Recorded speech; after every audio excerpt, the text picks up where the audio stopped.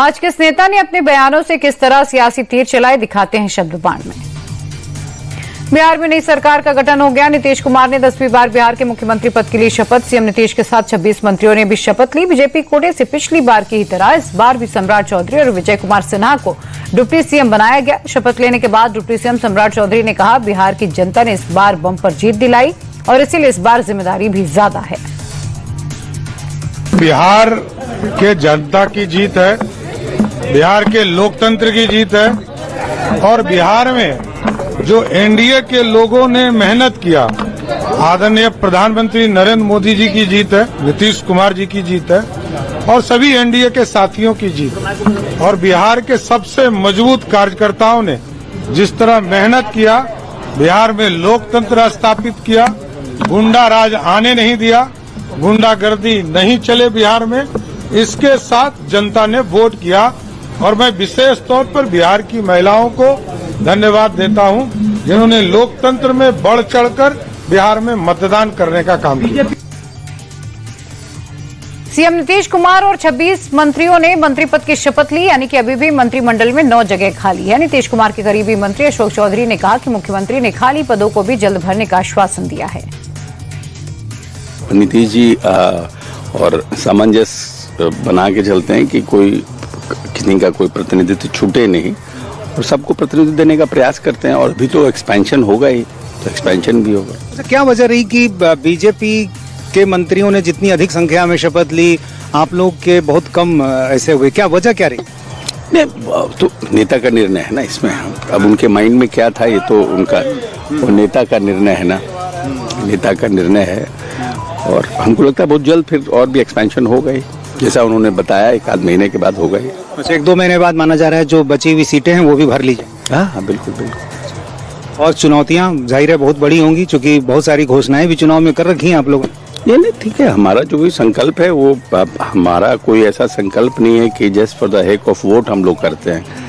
Vote लेने के लिए जो संभव है उसी का ही हम लोग माननीय नेता हमारे करते हैं। जब उन्होंने हर घर बिजली कहा था तो लोगों को विश्वास नहीं हुआ था कि ये पॉसिबल है कि नहीं है।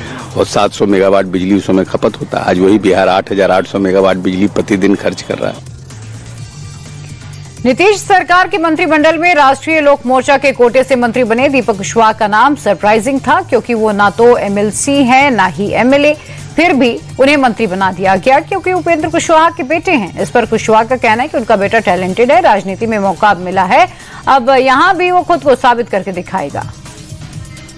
पहले से जब कंप्यूटर साइंस से उसने इंजीनियरिंग की और जॉब किया एक बड़ी मल्टीनेशनल कंपनी में, जहां लाखों का पैकेज था उसको, वहां से छोड़कर इस्तीफा करके वह आया।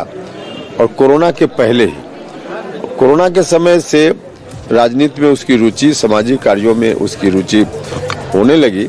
और उसके बाद हमको लगा कि युवा है, इसको मौका मिलना चाहिए। कोई भी युवा किसी भी क्षेत्र में अगर उसके अंदर क्षमता है, योग्यता है, काबिलियत है, तो उसको मौका मिलना चाहिए। और इस दृष्टि से दीपक प्रकाश मंत्री बना है, परफॉर्म करके दिखाएगा। एक और बेटे पर सबकी नजर थी और वो थे मुख्यमंत्री नीतीश कुमार के बेटे निशांत कुमार। चुनाव प्रचार के दौरान भी वो दिखे और अपने पिता को 10वीं बार मुख्यमंत्री पद की शपथ लेते हुए देखने के लिए निशांत कुमार गांधी मैदान में भी थे।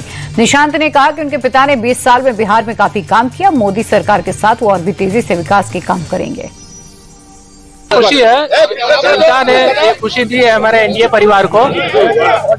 पापा को भी बधाई देता हूँ कि वो 10वीं बार सीएम का पद ले रहे हैं। मोदी अंकल, अमित शाह अंकल, भाजपा के सम्राट चौधरी जी और भी सारे नेता लोग, विजय सिन्हा अंकल, मांझी अंकल, चिराग पासवान, मैं तो सबको बहुत बहुत बधाई देता हूँ। और सारे कार्यकर्ता जो एनडीए परिवार के, उनको भी बधाई देता हूँ। उन लोगों की मेहनत रंग लाई है। हमने जो 20 साल में किया है, जो मोदी अंकल ने 1.5 साल में सौगात दिया बिहार को, सब उसका फल दिया है जनता ने। नहीं, इतनी उम्मीद आपको थी कि इतनी उम्मीद नहीं थी, अब जनता ने उम्मीद से ज्यादा दिया है। सभी लोगों ने दिया जी, महिलाओं को धन्यवाद देता हूँ और युवाओं को धन्यवाद देता हूँ। ऐसे तो सारे जनता को, कि कोई दहलीज पे सारी जनता को बधाई देता हूँ।